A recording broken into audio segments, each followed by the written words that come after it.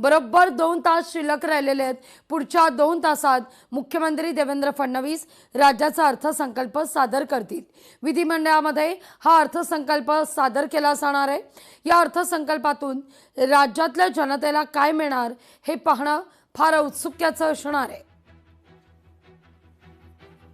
कृषी, उद्योग तसंच पायाभूत सुविधा, रस्ते विकास, याहून महत्त्वाचं म्हणजे तरुणाई करता येऊ घातलेले नवे करिअर आणि त्यातून निर्माण होणाऱ्या संधी, नवे उद्योग या सगळ्याचा परामर्श या अर्थसंकल्पात घेतला जाण्याची शक्यता वर्तवली जाते।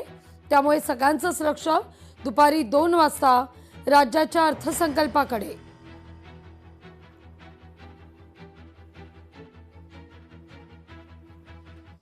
तर माझ्या मित्राला खूप वर्षांपासून अर्थसंकल्प सादर करण्याची इच्छा होती असं म्हणत नाना पटोले यांनी मुख्यमंत्री देवेंद्र फडणवीसांच्या अर्थसंकल्प सादर करण्याच्या निर्णयावर भाष्य केलंय।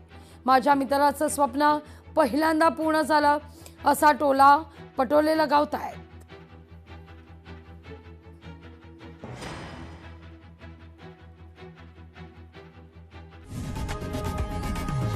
लोकशाही मराठी ऐका, पहा, जागरूक रहा।